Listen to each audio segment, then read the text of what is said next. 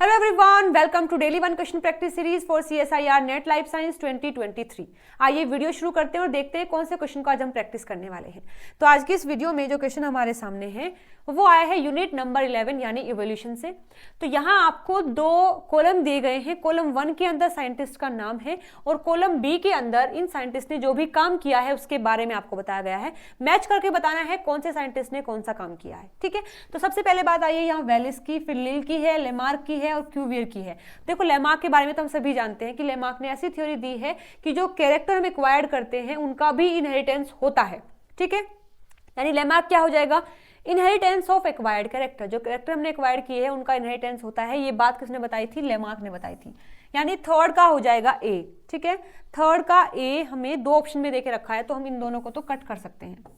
ठीक है, चलिए अब मैं आपको बता देती हूँ वेलिस के बारे में। देखिए वेलिस ने क्या किया है, वेलिस ने बताया है natural selection is differential survival and reproduction. देखो हम हमेशा ये पढ़ते हैं कि डार्विन ने दिया है नेचुरल सिलेक्शन के बारे में, लेकिन एक और साइंटिस्ट थे जिनका नाम है वेलिस। ये भी मतलब इस साइंटिस्ट ने भी काम किया है नेचुरल सिलेक्शन के ऊपर। ठीक है, और इसने बताया है कि जो नेचुरल सिलेक्शन है ये डिफरेंशियल सर्वाइवल और रिप्रोडक्शन होता है। ठीक है, और लेमार्क ने क्या बताया है, इनहेरिटेंस ऑफ एक्वायर्ड कैरेक्टर। यानी वेलिस का क्या हो जाएगा, चलिए मैच कर लेते हैं। वेलिस ने हमें बताया है कि natural selection is the differential survival और द रिप्रोडक्शन, यानी 1 का हो जाएगा बी। और देखो 1 का बी हमें केवल सेकंड ऑप्शन में दिया है तो फोर्थ को भी हम कट कर सकते हैं। इसके बाद बात की गई है कि लिल ने क्या दिया है और क्यूवियर ने क्या दिया है। चलिए इसके बारे में मैं आपको बता देती हूँ।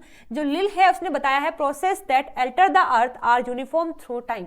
यानी कि ऐसी कंडीशंस या फिर ऐसे फैक्टर या फिर ऐसी प्रोसेस जो कि अर्थ को अल्टर करती है, अर्थ के अंदर कुछ चेंज लेके आती है, वो जो प्रोसेस है वो हमेशा सेम रहती है। मतलब कि जितनी बार भी अर्थ में अभी तक चेंज आया है वो उन सेम प्रोसेस से आया है जो कि पहली बार भी हुआ था। तो ये बात बताई थी इन साइंटिस्ट ने कि जितने भी प्रोसेस हैं जो कि अर्थ को अल्टर करती हैं वो यूनिफॉर्म रहती हैं थ्रू द टाइम, पूरे समय तक वो सेम रहती हैं। ठीक है, तो इसको हम मैच कर सकते हैं। Process that alter the earth are uniform through the time, तो सेकंड का हो जाएगा सी। सेकंड का दिया है यहाँ पर सी। इसके बाद बात करते हैं क्यूवियर की। तो क्यूवियर ने क्या बताया था, earth geological and natural history is shaped by the catastrophism and the new creation.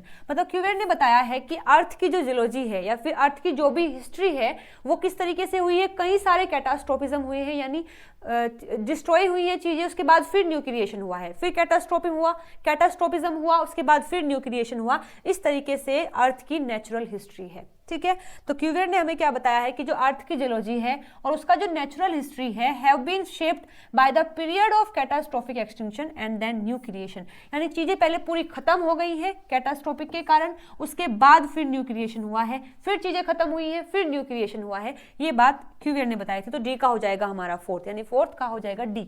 इसके बाद यहाँ पर दिया है ओंटोजेनी रिकैपिटुलेट फाइलोजेनी। ये साइंटिस्ट हैं यहाँ पर हैकल, जिसने इस बारे में बताया था कि ओंटोजेनी रिकैपिटुलेट फाइलोजेनी। ठीक है, तो हमारा सही आंसर हो जाएगा यहाँ पर the second option. Okay, question हमने सोल्व कर लिया है। अगर ये इन्फॉर्मेशन आपके लिए नहीं है तो आप इसको नोट डाउन कर सकते हैं। चलिए तो मिलते हैं अगली वीडियो में नए टॉपिक के साथ में। Till then bye bye, take care.